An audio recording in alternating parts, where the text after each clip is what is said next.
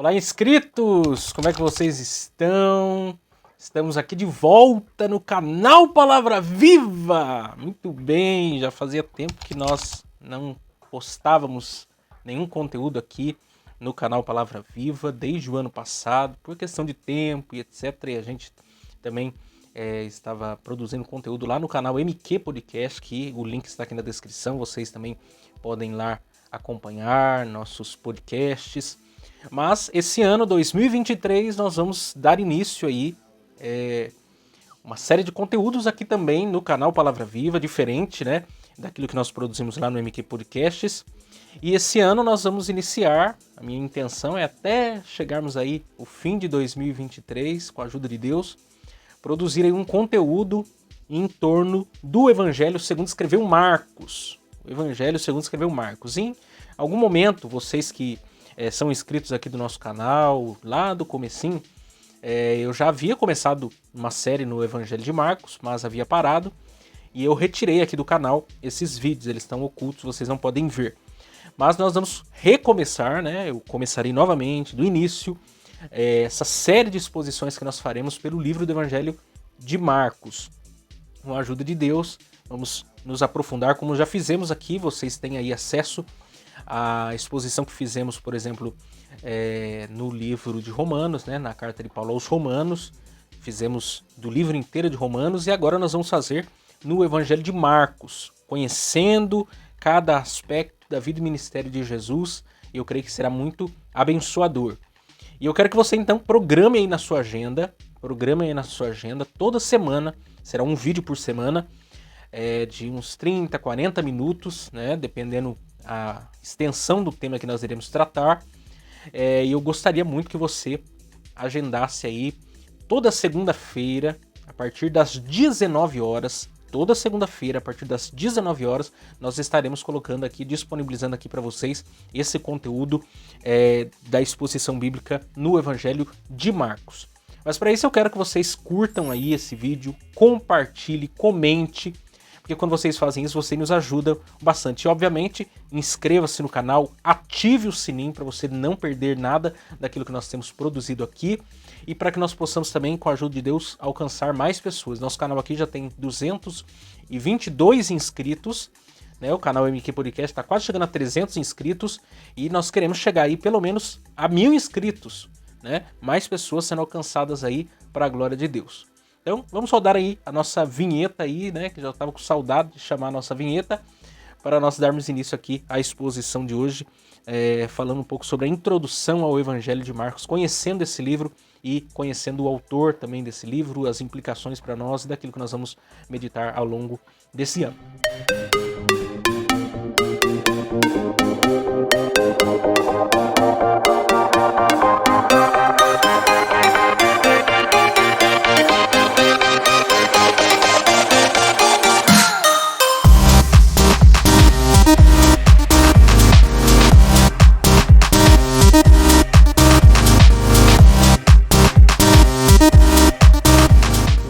Muito bem. Então vamos lá. Evangelho de Marcos, capítulo 1. Evangelho de Marcos, capítulo 1. Nós leremos o verso de número 1, né? Nós não faremos a exposição hoje efetivamente desse texto, mas para nós darmos início aqui à nossa exposição. Hoje nossa conversa será um pouco mais panorâmica sobre esse livro. Marcos capítulo 1, verso 1 diz: Princípio do Evangelho de Jesus Cristo, Filho de Deus. Princípio do Evangelho de Jesus Cristo, Filho de Deus. Então vamos meditar nesse texto, vamos meditar nesse livro, que é um livro muito importante, né? É o primeiro evangelho, é a primeira biografia de Jesus Cristo a ser escrita, né?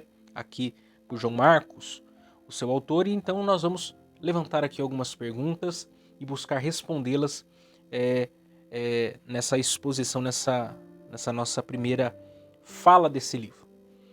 Primeira pergunta que nós temos que nos fazer é: qual é o tema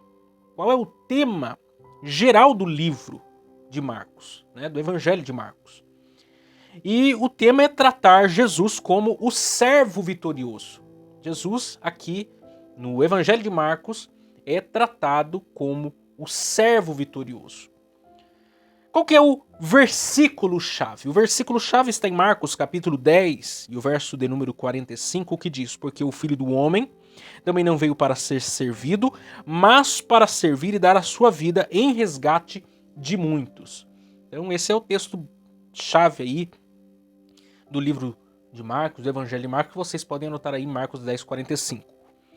Quais são as palavras-chave desse livro, dessa biografia de Jesus? Nós temos a palavra autoridade, filho do homem, filho de Deus, sofrimento, fé, disciplina e evangelho. São as palavras que mais aparecem no Evangelho de Marcos e tornam-se assim temas também daquilo que Marcos abordou.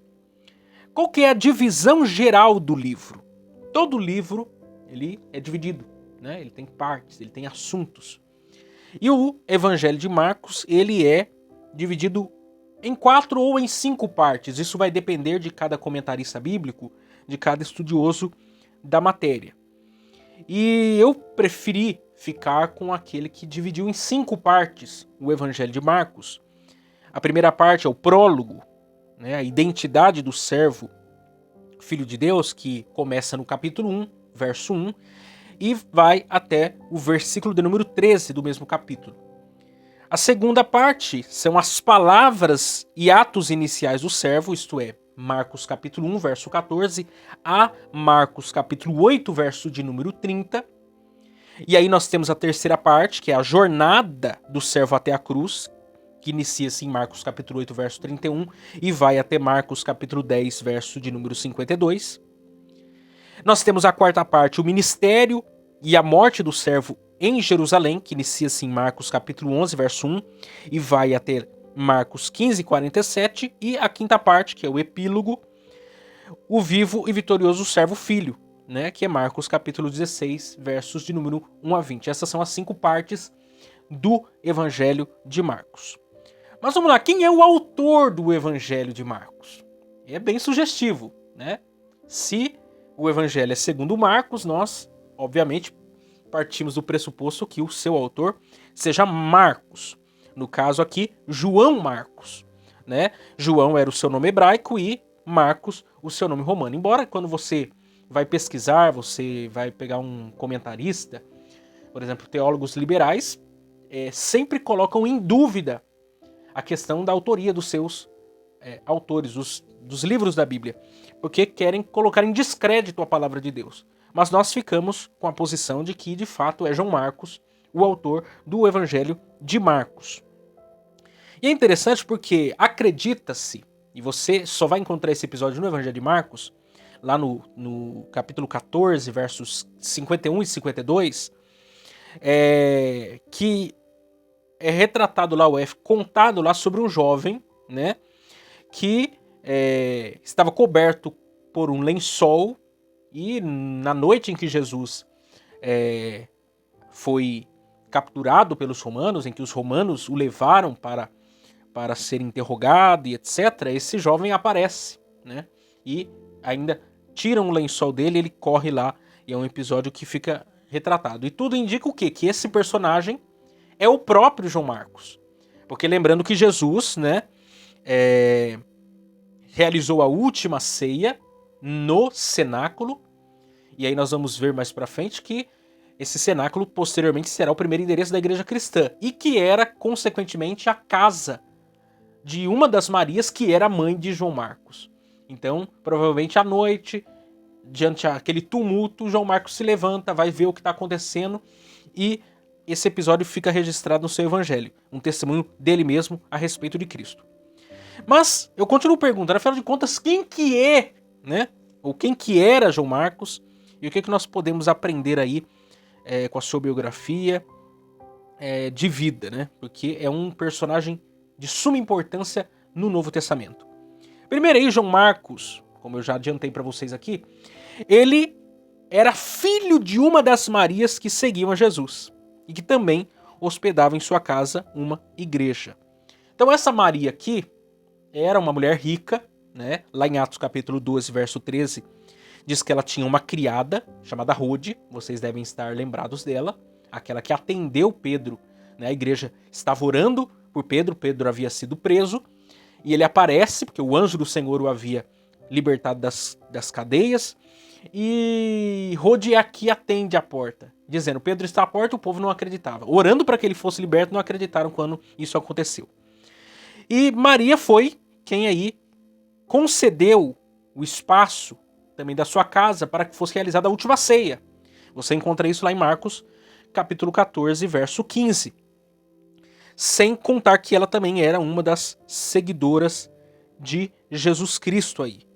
Porque vocês estão lembrados que o ministério de Jesus, ele foi patrocinado em grande parte pelas mulheres. As mulheres foram que financiaram o ministério de Jesus, Jesus e os seus 12 apóstolos, 12 discípulos.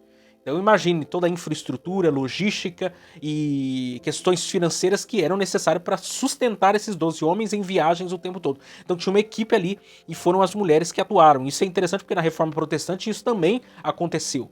As mulheres tiveram um papel muito importante na Reforma Protestante. E aqui no Novo Testamento não é diferente no ministério de Jesus. Então aqui eu acho até uma semelhança, porque nós vamos perceber que tanto João Marcos como Timóteo, né, tiveram um ensinamento judaico ali. É fato que nós não podemos, nesse momento aqui, ter a certeza, nesse momento primário, que João Marcos de fato era convertido. Nós entendemos que ele se converterá a Cristo. Mas nesse primeiro momento ele já tinha um contato com Cristo, por causa de sua mãe, mas ainda não era de fato um convertido, um seguidor de Jesus, um discípulo de Jesus. Isso vai ser revelado no processo da história da sua vida, né? Então, a casa de Maria aí também vai se tornar o lugar onde os apóstolos iniciaram a igreja. Então veja bem, quando você inicia Atos dos Apóstolos, você tem 120 pessoas que estão onde? No cenáculo, esperando o derramamento do Espírito Santo. E é nesse endereço, no cenáculo, que vai acontecer o quê? O derramamento do Espírito Santo e aonde vai se congregar a primeira igreja cristã, que é na casa de Maria, que é na casa de João Marcos. Então veja bem, João Marcos, ele conheceu Jesus em terra, né? Jesus no seu ministério terreno, e depois vai ver o que vai acontecer a partir de Jesus, seu ministério, com os apóstolos. Né, o derramamento do Espírito Santo, a pregação de Pedro, o batismo dos primeiros crentes e tudo que vai acontecer a partir daí, no que é descrito no livro de Atos dos Apóstolos, ele então vai ter essa experiência. E eu entendo que é a partir desse momento, provavelmente da pregação do próprio Pedro no dia de Pentecostes, que ele vai de fato se converter.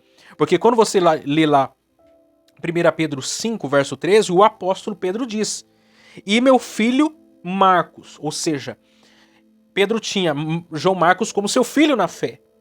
Pedro tinha João Marcos como o seu filho na fé. Provavelmente se converteu a partir do ministério de Pedro. Embora depois nós vamos ver que João Marcos vai se relacionar com outros personagens importantes que nós temos nas páginas do Novo Testamento. Segundo João Marcos, ele era primo de Barnabé. Ele é primo de Barnabé. O texto lá de Colossenses 4,10 vai falar sobre isso. Então, veja bem, não bastasse ele ter uma mãe piedosa, ter o apóstolo Pedro como seu pai na fé, ele tem Barnabé, que é uma espécie de pastor, missionário, evangelista do seu tempo, que era um levita natural de Chipre, vendeu a sua herdade, veio morar em Jerusalém, né? Veio fazer parte da igreja cristã. Esse mesmo Barnabé, que é um homem acolhedor, é o único que vai receber, por exemplo, o apóstolo Paulo, ainda Saulo, que era recém-convertido e tinha uma fama negativa em relação aos primeiros cristãos, porque o episódio de Atos 9 diz que ele era um terrorista, mas é Barnabé que vai recebê-lo, né, como alguém crendo na conversão dele, e mais tarde João Marcos vai se aliar a Barnabé e ao seu ministério e vai crescer ali junto. Então há uma relação muito interessante ali quando nós observamos Barnabé, João Marcos, o apóstolo Paulo, você vê essa relação dos três na primeira viagem missionária e assim por diante. Terceiro, nós temos João Marcos, mesmo jovem e inexperiente, ele tornou-se cooperador de Barnabé e Paulo na primeira viagem missionária. Vocês estão lembrados que em Atos capítulo 13, o Espírito Santo decidiu, porque ele é soberano, ele tem livre vontade, separar Barnabé e Paulo para as missões. E João Marcos entra nessa primeira viagem missionária como cooperador de Barnabé e de Saulo aqui, de Paulo. E segue com eles, embora nesse episódio ele volte, né, para Jerusalém, lá em Perge, perto de Perge na Panfilha. Ele desiste da viagem missionária, não volta para Antioquia da Síria, que foi de onde ele partiu, mas volta para casa, ele volta para Jerusalém, o que vai culminar num desentendimento posterior, em Atos capítulo 15, com Barnabé e Paulo, por causa de João Marcos, porque ele havia se arrependido de ter ido embora, de ter abandonado eles na primeira viagem, e queria ingressar na segunda viagem. Paulo não achou por bem, não achou correto que ele voltasse por ter abandonado eles uma primeira vez. E por causa disso vai haver uma contenda entre Barnabé e Paulo, de tal maneira que duas caravanas vão surgir. Uma caravana com Barnabé e João Marcos e outra caravana com Paulo e Silas, e depois Timóteo também, como posteriormente Priscila e Áquila. Então você vê aqui um desentendimento. Mas você vê João Marcos como um cooperador que aparece aqui fazendo as missões, mesmo inexperiente, aprendendo, amadurecendo, você já tem ele aqui nas missões, né, desenvolvendo as suas atividades. Em quarto lugar, João Marcos é motivo de desentendimento entre Paulo e Barnabé, o que eu acabei de dizer aqui. Por causa do fato de ele ter voltado para Jerusalém na primeira viagem missionária, houve aí essa contenda, e Paulo, que era extremamente rigoroso, não queria aceitar, não queria dar o braço a torcer. Em quarto lugar, João Marcos tornou-se cooperador de Paulo e um importante plantador de igreja, segundo Jerônimo. É interessante esse fato, que quando você vai lá para a segunda carta do apóstolo Paulo a Timóteo, no capítulo 4, Paulo menciona a Timóteo que traga, quando ele viesse para Roma, que ele trouxesse quem? João Marcos, porque ele era muito útil para o ministério. Ou seja, houve desentendimento no início, mas houve reconciliação no final. Quer dizer, nesse processo de tempo, houve tempo de costurar relações, de haver perdão, de haver reconciliação, de modo que João Marcos torna-se um importante cooperador para o ministério do apóstolo Paulo também. Eu veja bem com quantas pessoas João Marcos se relaciona. Sua mãe é um exemplo para ele, Barnabé, seu primo, é um exemplo para ele, o apóstolo Paulo, o apóstolo Pedro. Quer dizer, a escola que forma João Marcos é uma escola poderosa. De modo que o próprio Jerônimo, ele vai dizer que antes dele ter ido para Roma, antes dele ter chegado no destino que havia sido traçado para ele plantou igreja no Egito, em Alexandria, e ele se tornou um importante missionário fazendo as missões. Depois veio acompanhar o apóstolo Pedro após o martírio do apóstolo Paulo, e é da onde que vai surgir o Evangelho de Marcos aí. Interessante que o William Hendricks, comentando sobre João Marcos, ele diz: ele não era um grande líder, mas sim um seguidor. Não era um construtor, mas sim um ajudador. Não era alguém sem defeitos, mas sim uma pessoa que lutou contra as suas fraquezas e as vence. Não era alguém caseiro, mas sim um grande viajante. Não era um homem de muita contemplação, mas sim um homem de ação, que se deleitava em representar Cristo agindo para a salvação dos pecadores, para a glória de Deus. Ou seja, ele se torna um importante instrumento da glória de Deus, da pregação do evangelho no primeiro século. Quer dizer, a biografia de vida de João Marcos torna-se um exemplo para nós e para os cristãos da igreja primitiva. Os pais da igreja, então, eles são unânimes a partir disso, que João Marcos de fato tenha sido o autor do Evangelho de Marcos. Né? Temos Papias, Justino, Marte, Tertuliano, Clemente, Alexandria, Orígenes e Eusébio como alguém que confirma esse fato. Né? Então, porque na verdade João Marcos torna-se o intérprete de Pedro, né? Porque nós vamos ver isso, da data e o local. Marcos torna-se o intérprete das palavras de Pedro e assim escreve o Evangelho de Marcos. Qual é a data e o local de escrita? Então aqui não existe qualquer consenso entre os comentaristas da data de escrita do Evangelho. A data mais provável seja entre 40 e 65 depois de Cristo. Mas João Marcos aqui era um importante viajante, auxiliar de Barnabé, de Paulo, de Pedro. E na primeira prisão de Paulo em Roma, João Marcos estava presente. E nesse período também que Paulo e Pedro estavam juntos na capital do Império. Eusébio, em seus escritos, diz que Pedro estava em Roma com João Marcos no período em que Cláudio, 51-52 depois de Cristo, era o imperador. E mais tarde, em 63-64 depois de Cristo, com Paulo. A Igreja de Roma, então, pediu para que fosse escrito sobre as palavras e obras de Jesus em seu ministério terreno, e isso, segundo Eusébio, escreveu. É a partir daí também que passamos a considerar Roma como local de escrita do Evangelho. Roma era a capital do Império, com mais de 1,5 milhão em média de habitantes, liderada nesse momento por Nero, e o mesmo que havia ateado fogo em Roma, que havia também culpado os cristãos, e daí que se desencadeou também uma grande perseguição. Ou seja, João Marcos estava em Roma e escreveu para os romanos, a pedido dos próprios romanos, para terem um documento, algo para que ficasse registrado sobre a vida e obra do nosso Senhor Jesus Cristo. Para quem, então, que o Evangelho de Marcos foi escrito? Então, Marcos escreve para os residentes de Roma, e a proposta era possuir um resumo, né, das experiências que Pedro vivenciou, que eles tivessem conhecimento da vida e obra do nosso Senhor Jesus Cristo. E as evidências que provam isso, por exemplo, o foco de Marcos foi nas obras e não nos ensinos de Jesus, porque os romanos eles eram profundamente pragmáticos e não filosóficos, de modo que você vai encontrar sempre Jesus em movimento, em ação, mostrando as ações. Nós vamos ver 18 milagres no Evangelho de Marcos e apenas 4 parábolas. A palavra logo ou imediatamente sempre vai ligando uma atividade a outra, porque os romanos são da ação, são do trabalho. Inclusive a palavra negócio, né, é uma palavra que foi absorvida da cultura grega. Primeiro nós temos os gregos, depois os romanos. Quando a cultura romana absorve a cultura grega, ela ressignifica algumas coisas. Então a palavra ócio, que era a palavra dos gregos, referente à atividade intelectual, à academia, à ciência e tudo mais, vem os romanos, não gostam desse negócio muito de pensar, não. Aí vem os romanos e mudam a palavra de ócio para negócio, né? Colocando ou empregando ação na atividade, no ócio, né? Para que não ficassem, na mentalidade dos romanos, muito à mercê. Então, por causa de mudança de cultura, essa ressignificação. Segundo, Jesus é apresentado como servo.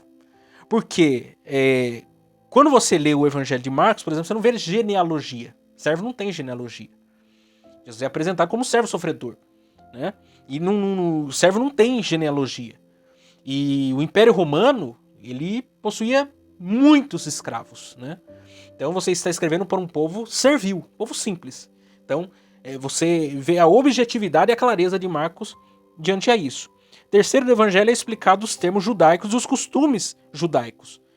Ou seja, ele não escreve para um judeu, ele escreve para alguém que não é judeu. Então ele gasta tempo para explicar coisas que um judeu não precisaria, não careceria de entender. Mas Marcos se utiliza disso. Quarto, Marcos é o evangelho com menos citação do Antigo Testamento. Por exemplo, a palavra lei não aparece nenhuma vez no livro, porque ele está escrevendo para quem? Para os gentios. Ele está escrevendo para os judeus. Então, há uma diferença de forma de escrita brutal. Quando você pega, por exemplo, o Evangelho de Mateus, que é escrito para os judeus, e compara com o Evangelho de Marcos escrito para os romanos, você vê uma diferença. O Evangelho de Mateus já começa o quê? Genealogia. Por quê? Porque está escrevendo para judeus. Então, há uma diferença. Como você pega lá a carta aos Hebreus, você vê lá toda uma descrição de todas as coisas referentes à lei, etc. Ele está escrevendo para quem entende disso. E está trazendo significado para isso. Então você vê a semelhança aí na forma de escrita. Quinto, é utilizado no Evangelho palavras latinas e a contagem de tempo romana. Ou seja, ele está escrevendo para romanos, então ele usa a linguagem dos romanos. Então, nós podemos aqui concluir, né, do Evangelho de Marcos, que o seu propósito central e principal aqui era apresentar um catecismo sobre a vida e obra de Jesus. E João Marcos era a pessoa mais competente aqui para traduzir as palavras do seu discipulador, né, ao povo romano. A igreja de Roma não havia sido fundada por nenhum apóstolo e já havia passado por muitos altos e baixos desde a sua fundação. Então, quando João Marcos estava escrevendo, estava se iniciando uma sangrenta perseguição aos cristãos de Roma e depois em todo o império. Ter a mensagem de Jesus Cristo em suas mentes os preparava para serem mártires da fé no Cristo revelado. A eles foi dado uma razão mais sólida para quem vivem a dor de quem iria morrer aqui, por quem morrer, no caso, Jesus Cristo. Então, o Evangelho de Marcos é esse documento produzido pelo cooperador aqui, João Marcos, esse evangelista, missionário, para que os crentes de Roma, nesse período de perseguição, porque a partir de 64, Nero havia ateado fogo em Roma e uma perseguição sangrenta começou aos cristãos, que vai perdurar inclusive até o 3º século. Então, nesse momento aqui, era importante que algo fosse deixado, porque os apóstolos todos praticamente morreram pela via do martírio, exceto João, o apóstolo João. Então, era necessário que algo fosse deixado. Eu já citei aqui, eu acho que no outro canal, sobre o livro dos mártires, do John Fox, e ele fala lá do que acontece a partir da perseguição que se inicia. Os crentes sendo jogados nas arenas para serem devorados pelos leões, os cultos realizados nas catatumbas, muitos caixões, faltou cruz em Roma, faltou madeira em Roma para fazer cruz, porque os cristãos foram crucificados, e nesse momento de perseguição é que vai ser produzido o Evangelho segundo escreveu Marcos, de maneira breve, porém clara, falando da vida e obra do nosso Senhor Jesus Cristo. E a minha intenção é que com essa série, nesse ano, nós possamos conhecer mais sobre o servo vitorioso, que nasceu, que viveu, que morreu, que ressurgiu, que em breve voltará. Essa é a minha intenção aqui, ao longo de 2023, nós possamos caminhar e conhecer mais Jesus, conhecer as obras de Jesus, entender aquilo que muitas vezes é difícil de se compreender. Às vezes lá no culto, numa mensagem, falta clareza sobre alguma coisa, nós não temos tempo para ter esse diálogo, mas aqui eu quero inclusive incentivar a vocês que durante nossas exposições, você tenha dúvidas, tenha dificuldade, jogue aqui todas as suas dúvidas nos comentários, que querendo Deus nós iremos responder de acordo com a nossa capacidade, para que nós possamos aprender mais de Jesus. Esse canal é o canal Palavra Viva. Nossa intenção é sempre levar uma palavra que seja viva da parte de Deus ao meu e ao seu coração. Então, quero que vocês se inscrevam aí no canal, fiquem atentos a tudo que nós temos a produzir. E você que não é inscrito também lá no canal MQ Podcast, faça isso. Temos lá um conteúdo com o presbítero Gediel toda semana, né? Toda sexta-feira também, a partir das 19h58. E eu quero muito que você participe com a gente lá, interaja com a gente lá, que será com certeza uma bênção. Mas esse é o primeiro assunto aqui, nós estamos dando um panorama, não fizemos grandes aplicações hoje, mas faremos isso conforme nós formos avançando nos temas que nós iremos aqui tratando. Deus abençoe vocês e até semana que vem.